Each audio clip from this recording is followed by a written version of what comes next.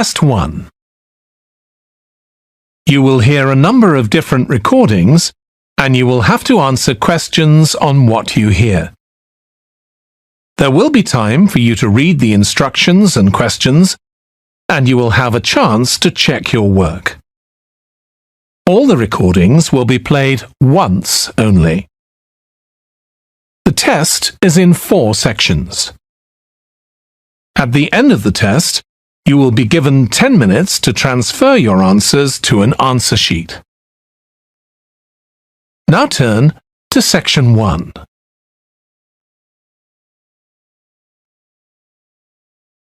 Section 1. You will hear a telephone conversation between a woman who wants to attend a cookery class and an official at a tourist information centre. First, you have some time to look at questions 1 to 6.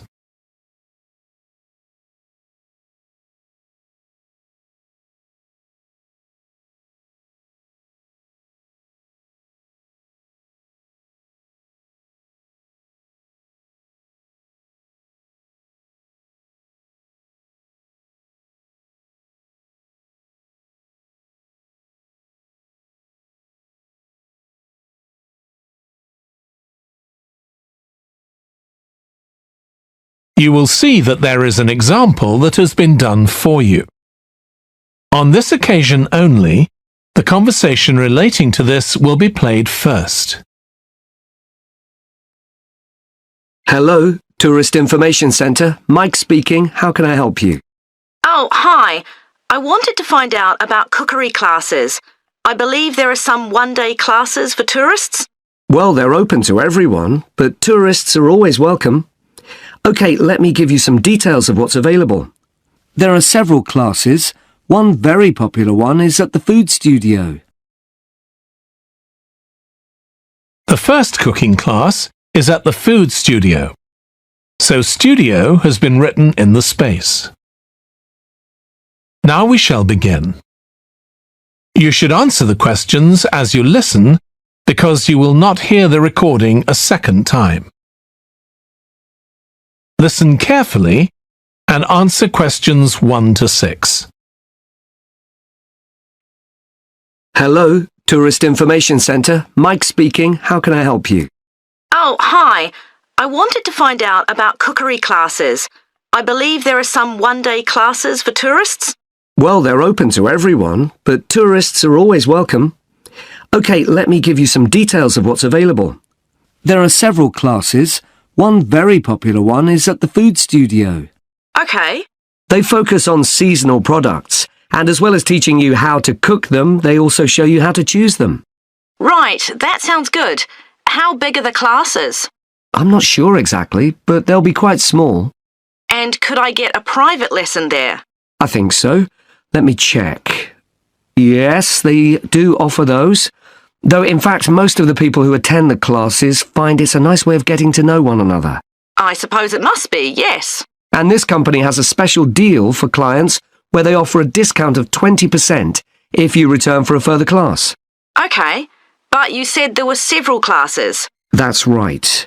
Another one you might be interested in is Bond's Cookery School. They're quite new. They just opened 6 months ago, but I've heard good things about them. They concentrate on teaching you to prepare healthy food, and they have quite a lot of specialist staff. So, is that food for people on a diet and things like that? I don't know if I'd be interested in that. Well, I don't think they particularly focus on low-calorie diets or weight loss. It's more to do with recipes that look at specific needs, like including ingredients that will help build up your bones and make them stronger, that sort of thing. I see. Well, I might be interested. I'm not sure. Do they have a website I could check? Yes, just key in the name of the school. It'll come up. And if you want to know more about them, every Thursday evening they have a lecture at the school. It's free, and you don't need to book or anything. Just turn up at 7:30. And that might give you an idea of whether you want to go to an actual class. Before you hear the rest of the conversation, you have some time to look at questions 7 to 10.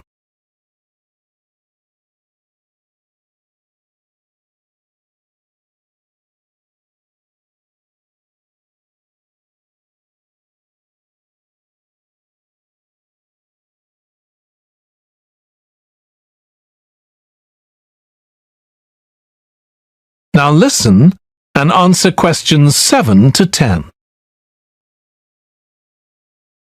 OK, there's one more place you might be interested in. That's got a rather strange name. It's called the Ielts Centre. That's spelled A-R-R-E-T-S-A. OK. They've got a very good reputation. They do a bit of meat and fish cookery, but they mostly specialise in vegetarian dishes. Right. That's certainly an area I'd like to learn more about. I've got lots of friends who don't eat meat. In fact, I think I might have seen that school today. Is it just by the market? That's right. So they don't have any problem getting their ingredients. They're right next door. And they also offer a special 2-hour course in how to use a knife. They cover all the different skills, buying them, sharpening, chopping techniques. It gets booked up quickly, though, so you'd need to check it was available. Right, well, thank you very much. I'll go and check that out. That is the end of section 1. You now have half a minute to check your answers.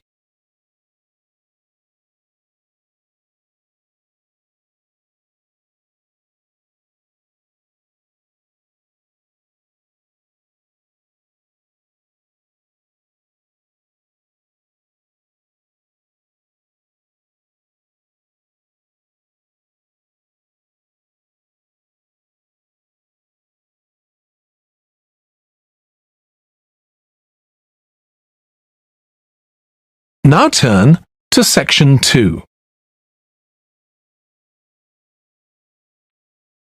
Section 2. You will hear the chairman of the Highways Committee of Granford speaking to members of the public about proposed changes to traffic and parking in the area.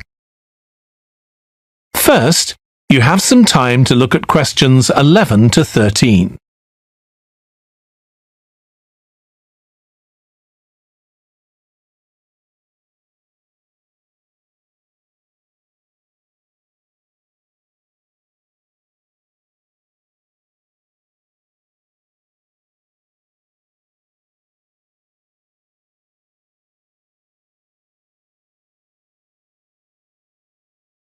Now listen carefully and answer questions 11 to 13. Good evening, everyone. My name's Phil Sutton, and I'm chairman of the Highways Committee. We've called this meeting to inform members of the public about the new regulations for traffic and parking we're proposing for Granford. I'll start by summarising these changes before we open the meeting to questions. So, why do we need to make these changes to traffic systems in Granford? Well, we're very aware that traffic is becoming an increasing problem. It's been especially noticeable with the increase in heavy traffic while they've been building the new hospital. But it's the overall rise in the volume of traffic of all kinds that's concerning us.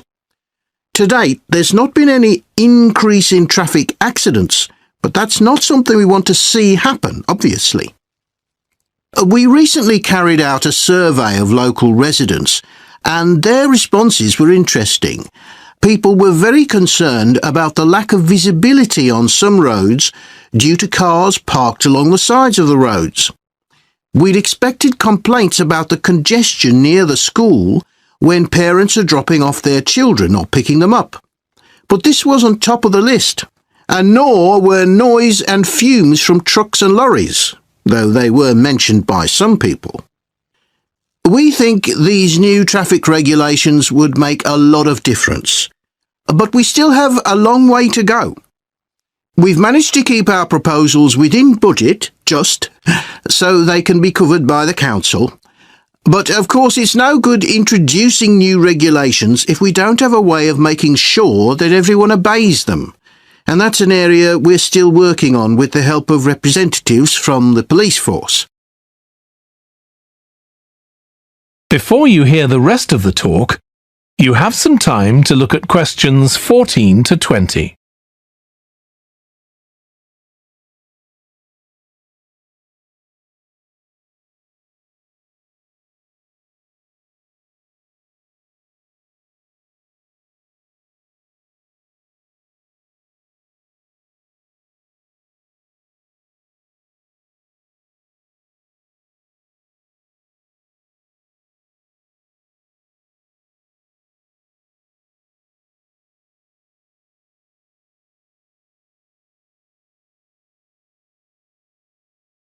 Now listen and answer questions 14 to 20. OK, so this slide shows a map of the central area of Granford with the High Street in the middle and School Road on the right. Now, we already have a set of traffic lights in the High Street at the junction with Station Road, but we're planning to have another set at the other end at the School Road junction to regulate the flow of traffic along the High Street. We've decided we definitely need a pedestrian crossing.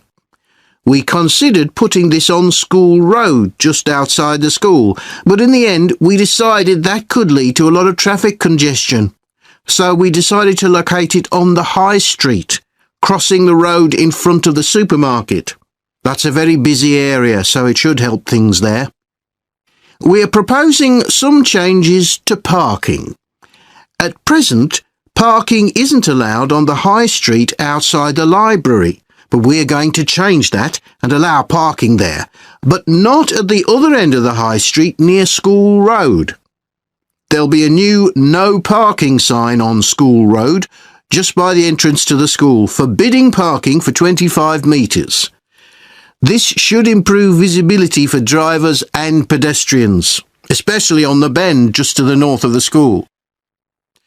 As far as disabled drivers are concerned, at present they have parking outside the supermarket, but lorries also use those spaces, so we've got 2 new disabled parking spaces on the side road up towards the bank. It's not ideal, but probably better than the present arrangement. We also plan to widen the pavement on School Road. We think we can manage to get an extra half metre on the bend just before you get to the school, on the same side of the road. Finally, we've introduced new restrictions on loading and unloading for the supermarket, so lorries will only be allowed to stop there before 8 a.m. That's the supermarket on School Road. We kept to the existing arrangements with the High Street supermarket. OK, so that's about it. Now, would anyone... That is the end of section 2. You now have half a minute to check your answers.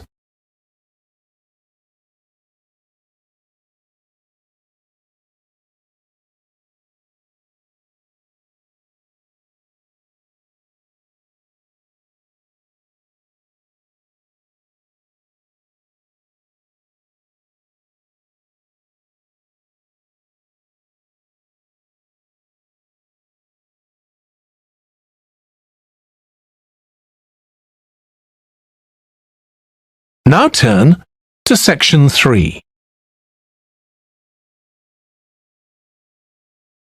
Section 3. You will hear 2 biology students called Emma and Jack discussing an experiment they are going to do together. First, you have some time to look at questions 21 to 25.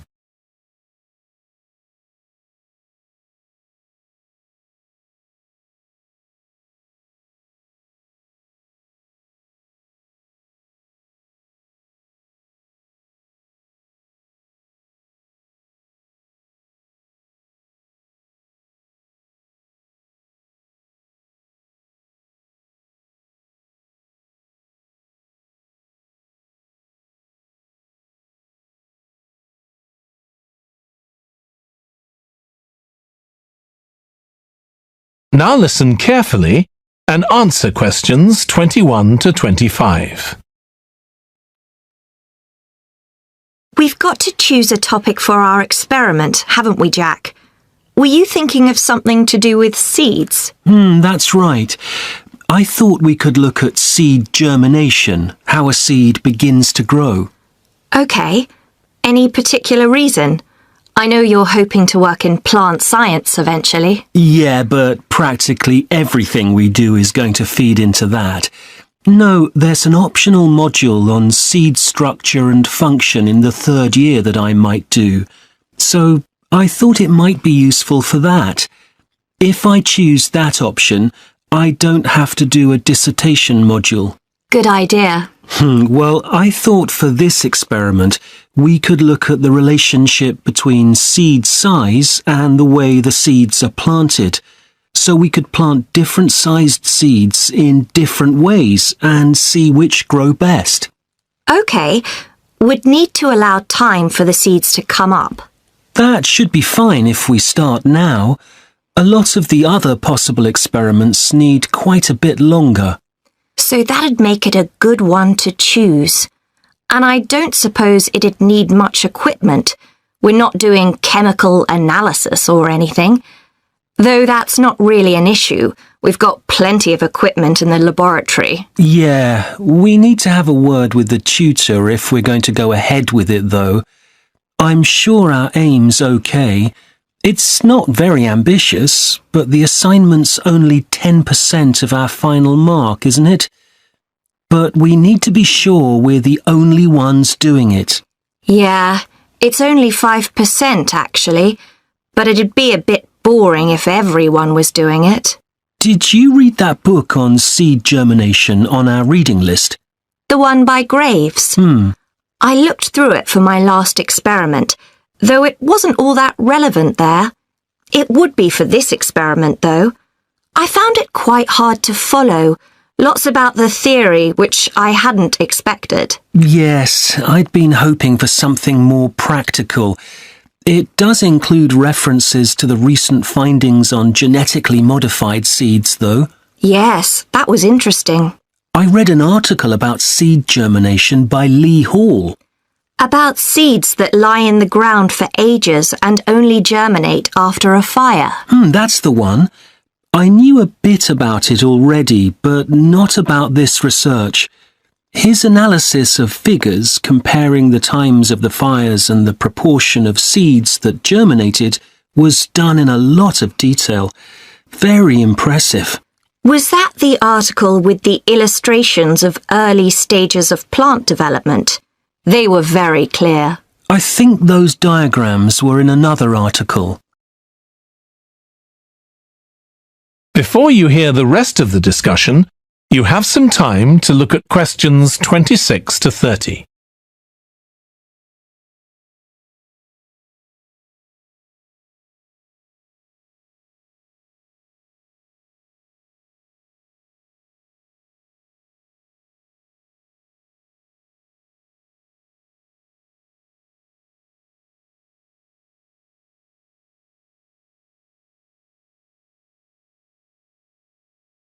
Now listen and answer questions 26 to 30.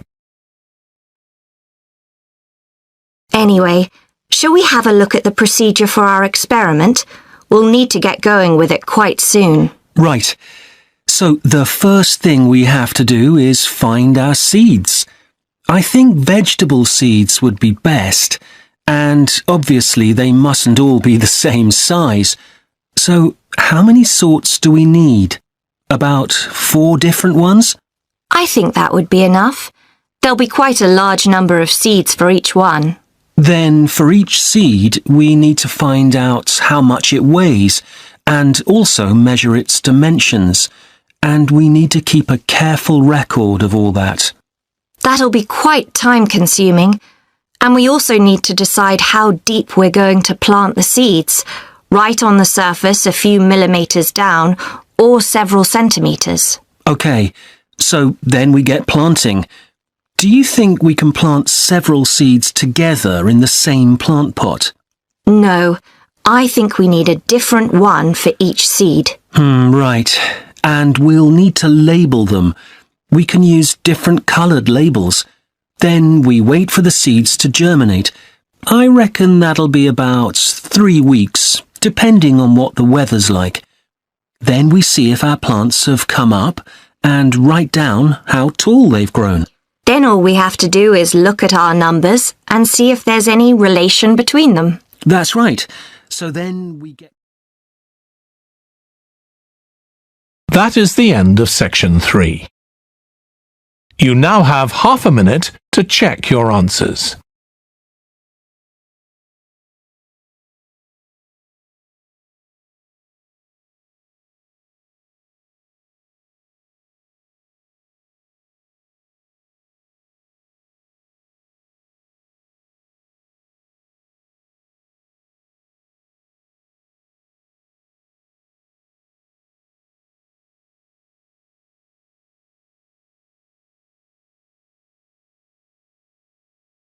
Now turn to Section 4. Section 4. You will hear part of a lecture on an environmental studies course about recent research on how animals are adapting to urban environments. First, you have some time to look at questions 31 to 40.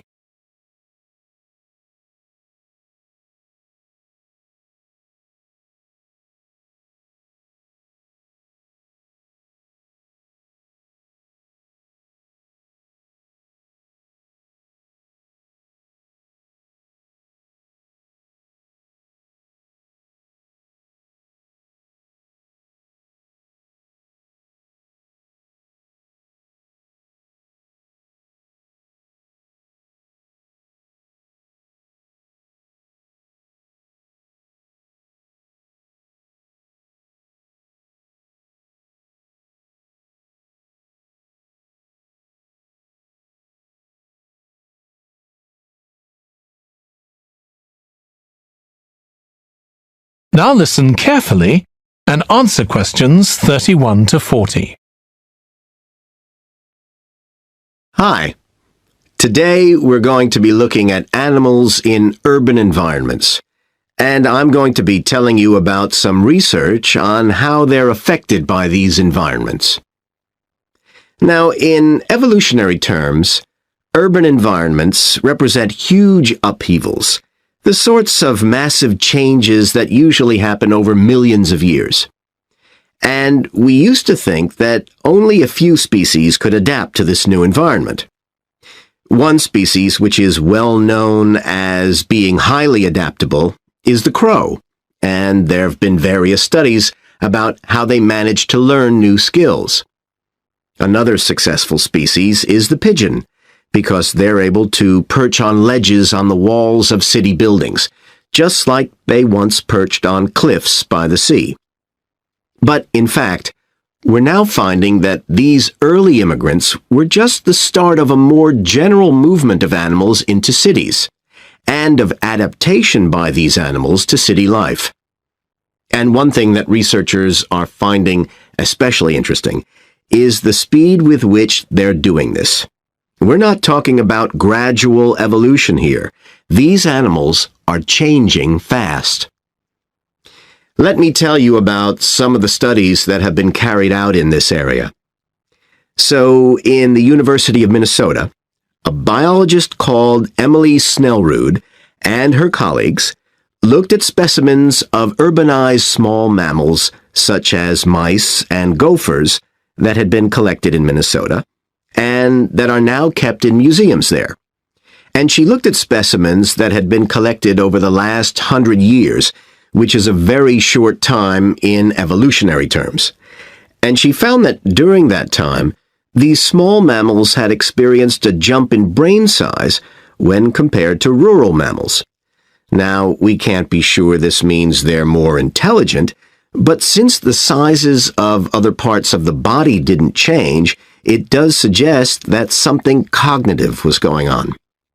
And Snellrud thinks that this change might reflect the cognitive demands of adjusting to city life, having to look in different places to find food, for example, and coping with a whole new set of dangers. Then over in Germany, at the Max Planck Institute, there's another biologist called Katharina Miranda, who's done some experiments with blackbirds living in urban and rural areas. And she's been looking not at their anatomy, but at their behavior. So, as you might expect, she's found that the urban blackbirds tend to be quite bold. They're prepared to face up to a lot of threats that would frighten away their country counterparts. But there's one type of situation that does seem to frighten the urban blackbirds, and that's anything new, anything they haven't experienced before. And if you think about it, that's quite sensible for a bird living in the city.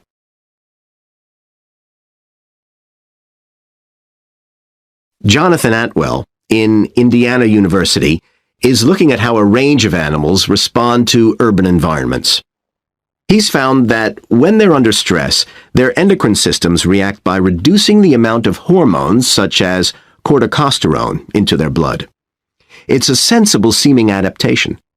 A rat that gets scared every time a subway train rolls past won't be very successful. There's just one more study I'd like to mention, which is by Sarah Parton and her team. And they've been looking at how squirrels communicate in an urban environment, and they've found that a routine part of their communication is carried out by waving their tails. You do also see this in the country, but it's much more prevalent in cities, possibly because it's effective in a noisy environment. So, what are the long-term implications of this? One possibility is that we may see completely new species developing in cities. But on the other hand, it's possible that not all of these adaptations will be permanent. Once the animals got accustomed to its new environment, it may no longer need the features it's developed. So now we've had a look at adaptation. That is the end of section 4. You now have half a minute to check your answers.